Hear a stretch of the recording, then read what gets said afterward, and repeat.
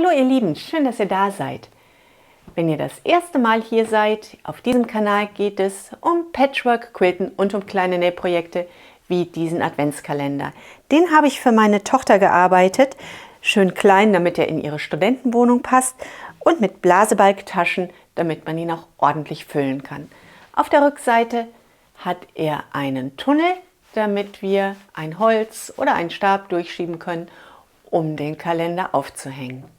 Er ist mit einer Origami-Technik gearbeitet und wenn ihr Lust habt und den Kalender ebenfalls arbeiten möchtet, dann bleibt einfach dran und wir arbeiten den Kalender hier gemeinsam. Herzlich willkommen bei Needle Engine. Mein Name ist Elke, schön, dass ihr dabei seid.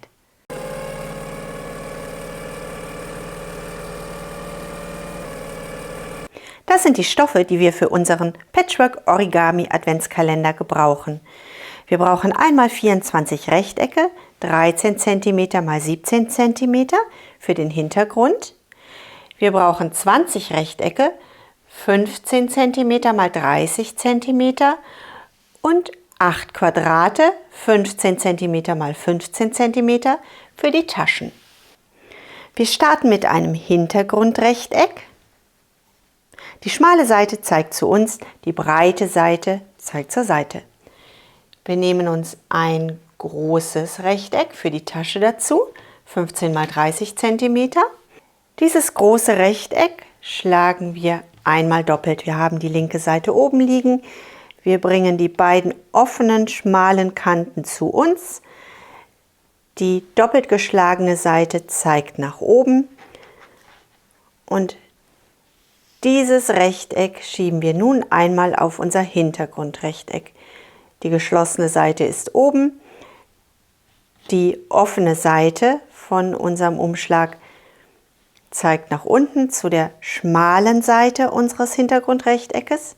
Wenn wir das haben, nehmen wir ein zweites Rechteck von dem Hintergrund, legen das dazu, schlagen das Ganze einmal um und klippen oder stecken das fest. Unsere Kanten schlagen hier genau aufeinander. Das nähen wir mit einer Viertel-Inch Naht oder 0,5 cm ab. Das schaut dann so aus. Hier ist unsere schmale Naht. Über die schmale Naht schlagen wir unsere beiden Rechtecke wieder auseinander. Unser Mittelstück ist eingenäht. Wir nehmen erneut ein Rechteck. Linke Seite oben, schlagen die linken Seiten zueinander, haben die Öffnung zu uns liegen, die geschlossene Seite oben. Wir legen dieses Rechteck wieder an, nehmen erneut ein Hintergrundrechteck, schlagen das übereinander, stecken das fest und nähen das ebenfalls wieder aneinander. Das machen wir nun gemeinsam an der Nähmaschine. Unser zweites Stoffstück haben wir schon zwischen unsere beiden Hintergrundstoffe geklemmt, schlagen das um und nähen nun die bereits abgesteckte Naht einmal unter der Maschine ab mit einem Viertel-Inch Nahtzugabe. Dazu könnt ihr ein Viertel-Inch Füßchen wählen. Dann legt ihr den Stoff mit der Außenkante an euer Füßchen an. Oder aber ihr macht euch eine Führungshilfe, bei der ihr genau die Viertel-Inch Naht eingezeichnet habt. Wie das geht, dazu habe ich euch hier oben ein Video verlinkt. Wir schieben unseren Stoff unter. Ich habe jetzt beide Hilfen, das ist auch ganz praktisch. Und wir nähen einmal ab.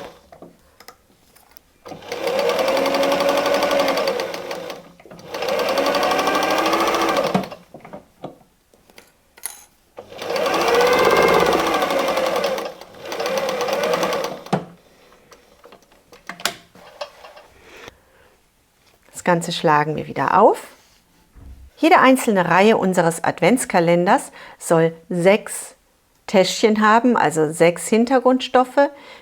Auf unseren letzten Hintergrundstoff legen wir ein Dreieck. Das heißt, wir nehmen eines unserer Quadrate, schlagen das in Dreiecksform, die linken Seiten liegen aufeinander.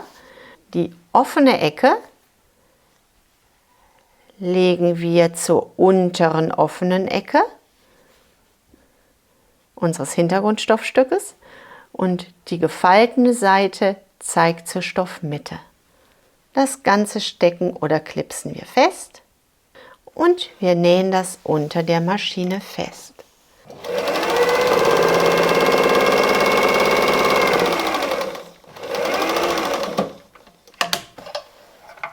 So schaut das Ganze jetzt aus.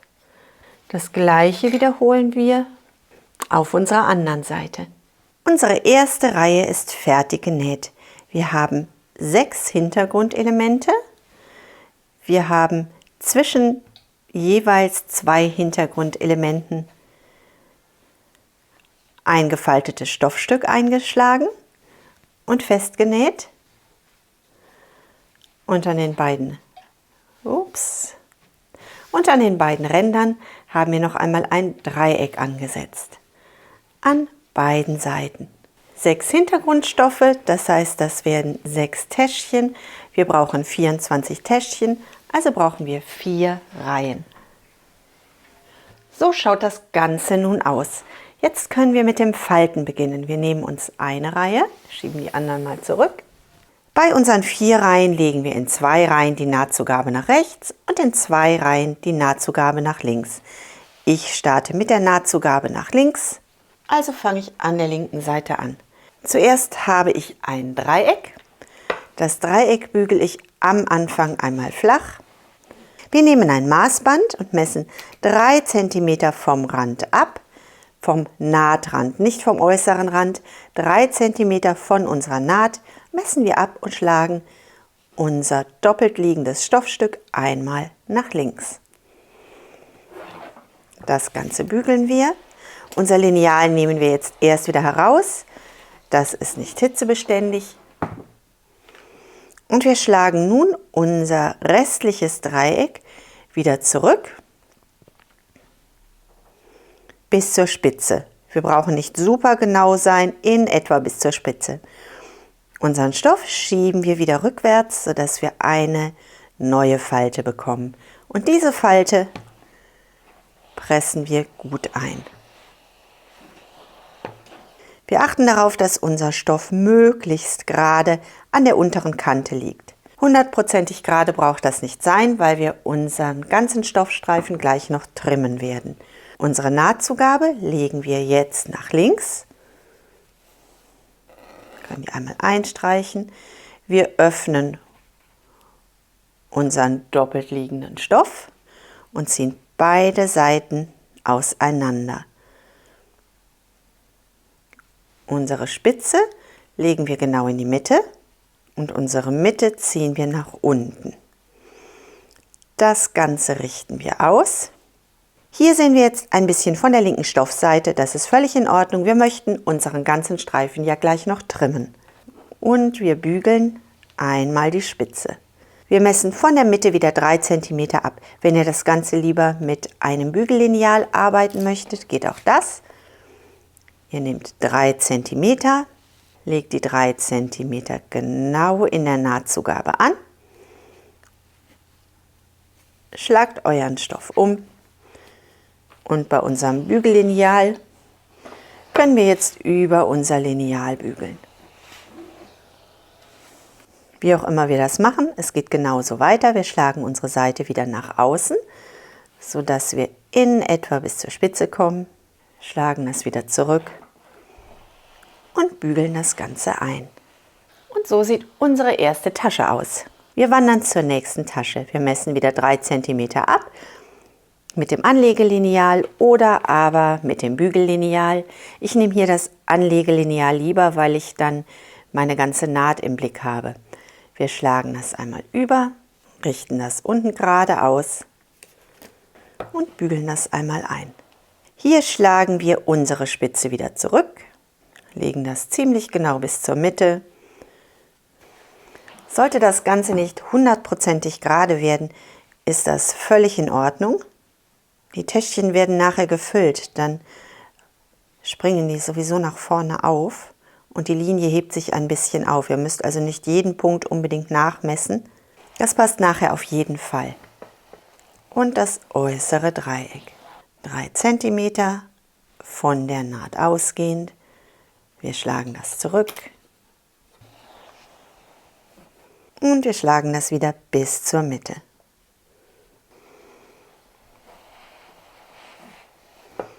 Wenn wir das haben, sieht das Ganze so aus. Jetzt möchten wir es trimmen. Wir legen unser Lineal an. So.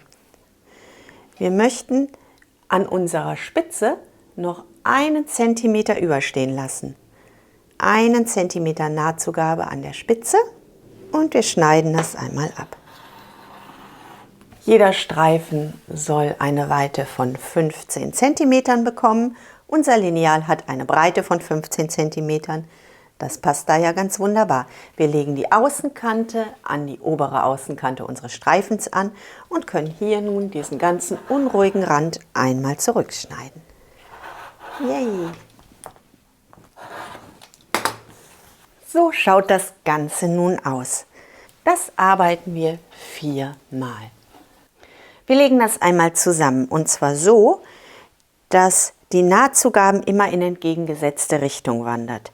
Hier wandert die Nahtzugabe nach rechts, die nächste Nahtzugabe wandert nach rechts und die letzte Nahtzugabe wandert wieder nach links. Bevor wir das nun zusammensetzen, überlegen wir, wie möchten wir denn unsere einzelnen Täschchen jetzt ausrichten. Ich habe bei diesem Täschchen von dem unteren Dreieck die Seiten innen, von dem nächsten Dreieck die Seiten oben, wieder unten, die Seiten wieder oben, Seiten wieder unten und die letzte Seite wieder oben. So finde ich das gut, das ist meine Ausrichtung. Wir nähen zusammen. Wir schlagen einmal beide Seiten übereinander. Das ist jetzt gut, wenn wir diese untere Seite hochschlagen, damit die Seite hier auseinander wippt und die Seite, die wir nun nähen, auf jeden Fall schon mal gerade liegen bleibt. So, wir nehmen Nadeln oder Clip und setzen das Ganze einmal zusammen. Hier gucken wir jetzt wieder, ist es richtig ausgerichtet, liegt das gut? Ihr könnt das vorher schon klippen.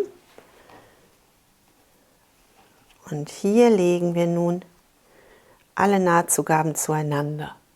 Wenn das so ausschaut, setzen wir einen Clip. Wir legen alles gerade zueinander und wir sichern das Ganze mit einem Clip. Ihr könnt die Täschchen vorher auch schon feststecken. Ich mag das nicht so gerne, weil sich das meistens dann, wenn man das zusammensetzt, doch wieder ein bisschen anders legt oder man das ein bisschen anders liegen haben möchte. Na, komm her. Ich gehe lieber noch einmal mit dem Finger innen lang, lege das hin und schiebe das dann nochmal ineinander. Jetzt wird es spannend. Und das liegt wunderbar. So nehmen wir das mit zur Nähmaschine und nähen unsere erste lange Naht einmal ein. Wir richten unseren Stoff unter der Maschine aus. Wenn wir jetzt nähen, fühlen wir mit dem Finger immer noch mal so ein bisschen nach. Wir haben viele Stofflagen übereinander und wir kontrollieren mit dem Finger immer noch einmal, ob das Ganze wirklich liegt. Nochmal schauen. Das liegt wunderbar.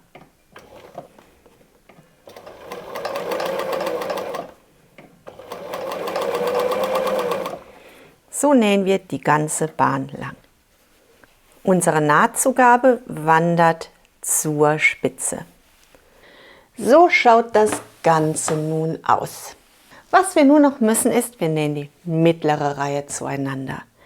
Wenn wir alle 4 Reihen unseres Adventskranzes zusammengenäht haben, dann setzen wir noch einen Rand von 2,5 Inch Breite an.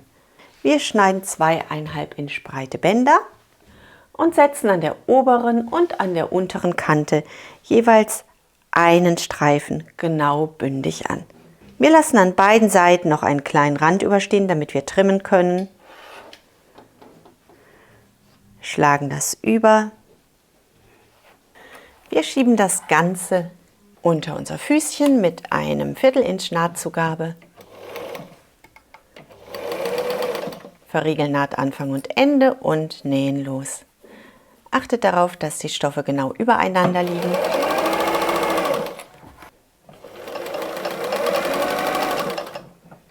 So schaut das Ganze nun aus. Wir kippen die oberen Enden zurück. Im oberen Ende verschwindet die Nahtzugabe zu unseren Täschchen. untere Nahtzugabe, da verschwindet die Nahtzugabe zum Rand. An den beiden äußeren Seiten legen wir nun die nächste Nahtzugabe ab. Wir schneiden wieder den Rand ab, messen das großzügig. Bevor wir das ansetzen, trimmen wir noch einmal unsere Außenseiten. Wir sichern die Naht. Das Ganze nähen wir von der einen zur anderen Seite. Und wir haben unseren äußeren Rand angesetzt. Das Ganze möchten wir einmal überbügeln und dann an den Enden noch einmal trimmen. Ich mache das wieder auf meinem Holz. So, wir pressen nochmal alles gut ein. Wir pressen. Wir bügeln nicht, wir pressen. Streichen den Rand ein bisschen nach außen. Und wir trimmen unsere Ecken. Der äußere Rand läuft entlang unserer äußeren Stoffkante und wir schneiden nur einmal, nicht mal super fein, einmal grob die Seiten zurecht. Unser Adventskalender-Top ist fertig und nun stecken wir unsere 3 Lagen zusammen.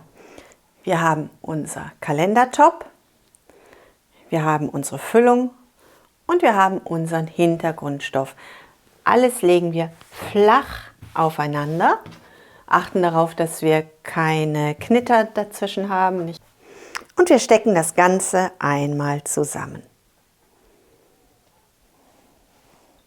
Wenn wir das haben, gehen wir damit zur Nähmaschine und wir quilten unseren Kalender. Wir möchten die Unterteilung der einzelnen Täschchen noch ein bisschen weiter hervorholen.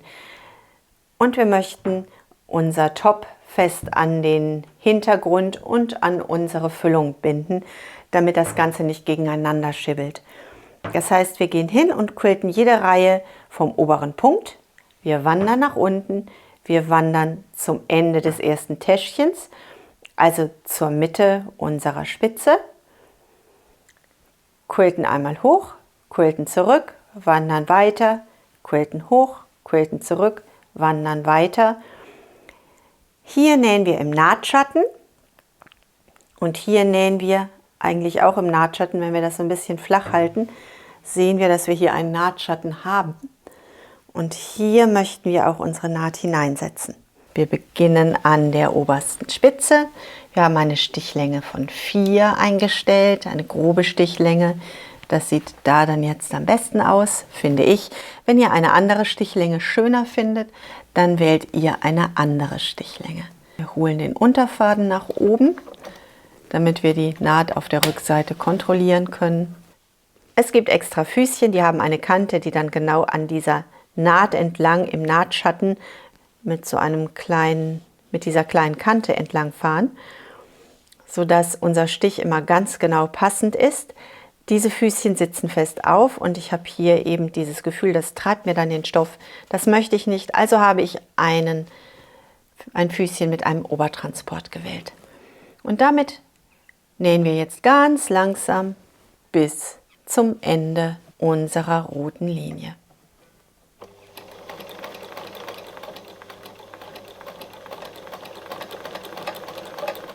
Den letzten Stich setzen wir genau in die Ecke.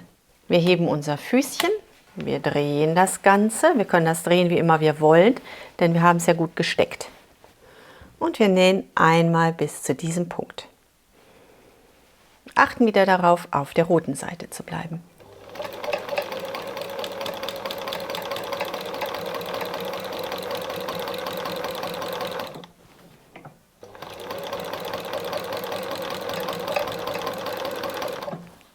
Bis zu unserer Mittellinie, bis zum Nahtschatten, den wir hier ja nur spüren können. Und wir nähen wieder hoch. Damit das geht, drehe ich mein Sandwich einmal ineinander und schiebe das einmal unter die Maschine. Jetzt habe ich sogar eine sehr leichte und gute Führung. Nicht vergessen, das Füßchen abzusenken. Und wir nähen gerade bis zu der Spitze. Ihr könnt eure Naht ohne Hilfsmittel bis zur Spitze und zurücknähen. Ihr könnt auch, wenn ihr da nicht so viel Vertrauen habt, die Naht einmal einzeichnen, damit das gerade wird. Ihr könnt eine Nahtführung nehmen, die euch an diese Kante schon mal bis hier führt. Ich habe das alles nicht, weil wenn ihr jetzt mal euren Finger nehmt und den auf die Naht legt, dann spürt ihr hier diesen Nahtschatten.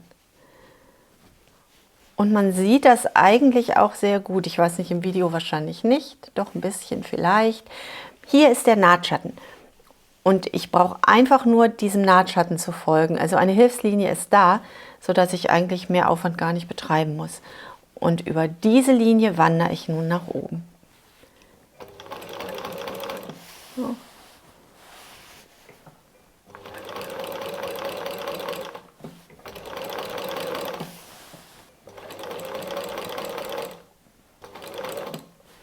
Und wenn ich oben angekommen bin, in der Spitze, hebe ich mein Füßchen, drehe das Ganze wieder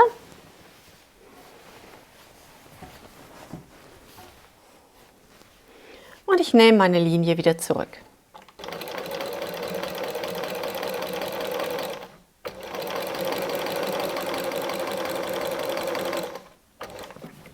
Das Ganze knubbelt und knautscht sich bei den normalen Maschinen schnell schon mal ein, aber das ist gesteckt, das ist gesichert, das können wir sogar mit Absicht knubbeln und knautschen, das macht unserem Top schon gar nichts mehr aus. Wir nähen die letzte Naht und sind fertig.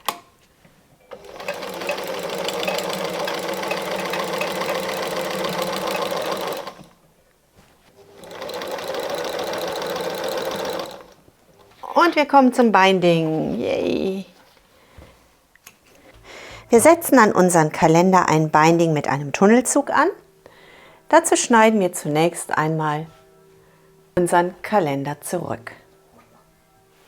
Ich nehme die Nahtlinie, an der wir den Rahmen angenäht haben, lege die an, ich messe 5 cm und schneide das Ganze zurück. Wenn ihr das mit Inch machen wollt, dann nehmt ihr 4,5 Inch. Wir möchten auf die Rückseite unseres Kalenders einen Tunnel einziehen. Dafür haben wir ein Stück Stoff vorbereitet. Da schlagen wir einmal doppelt. Wir achten darauf, dass wir den Tunnel tatsächlich oben auf die Rückseite annähen. Unten ist der nicht ganz so hilfreich. Das heißt, hier ist oben bei mir und das markiere ich mir. So, und wenn ich das jetzt umdrehe,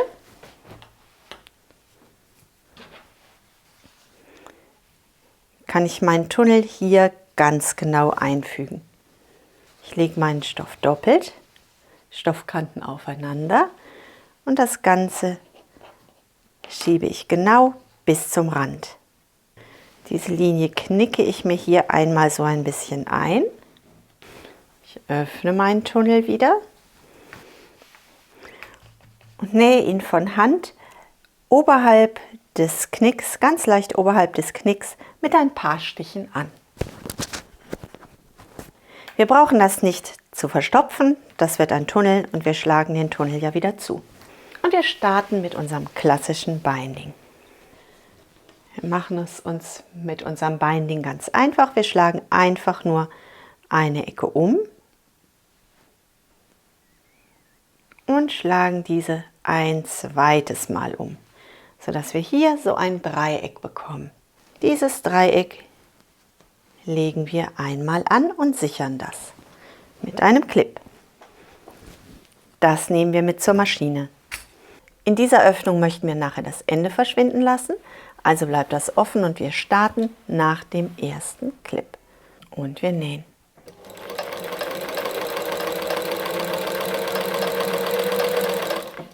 Wir richten die letzte Ecke aus. Unseren Stoffstreifen legen wir einmal lang nach unten.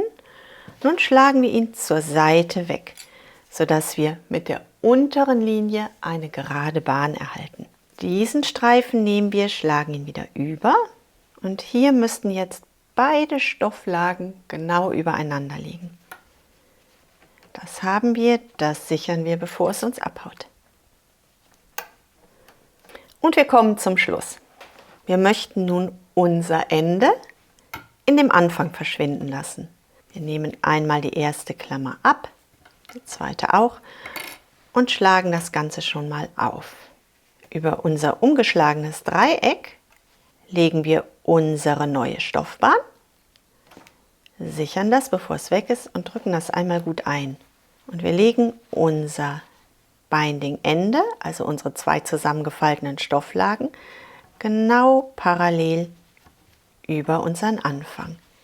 Unser geöffnetes Binding schlagen wir nun einmal über und sichern das ebenfalls. Und wir nähen einmal den Binding-Anfang fest, bis zum Anfangspunkt der ersten Naht. Der ist hier. Also bis da.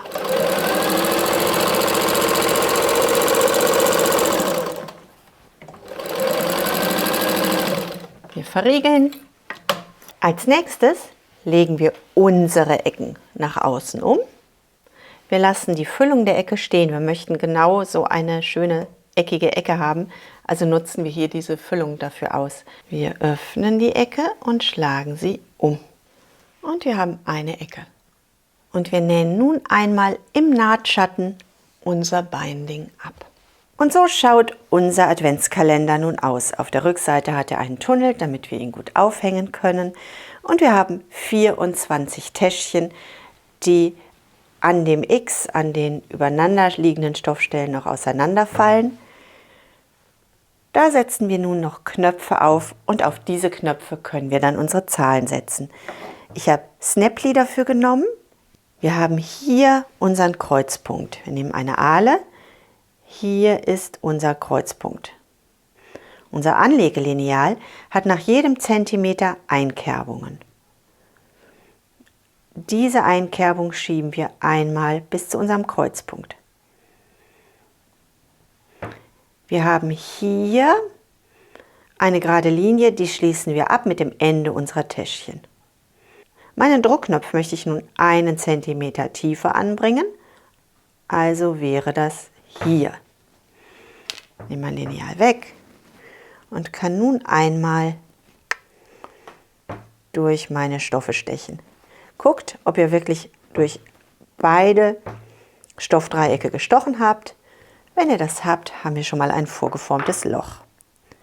Wir haben eine Druckknopfseite, wir haben einen Knopf.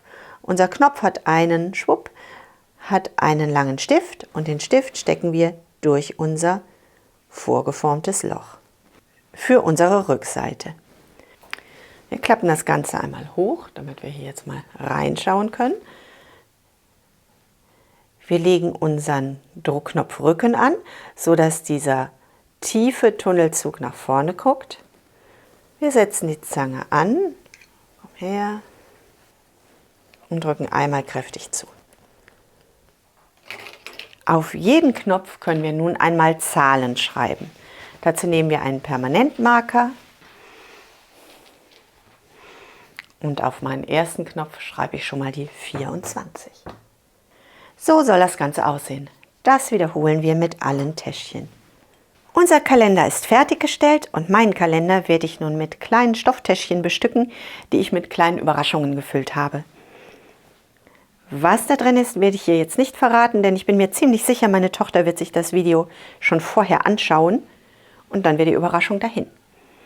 Womit bestückt ihr eure Kalender? Das würde mich interessieren. Wenn ihr mir da antworten würdet, würde ich mich sehr freuen, wenn ihr mir das einfach in die Kommentare schreibt. Ich wünsche euch viel Vergnügen beim Arbeiten des Kalenders. Bleibt gesund und glücklich und denkt daran, was immer auch passiert, einfach weiternähen. Bis zum nächsten Mal. Tschüss!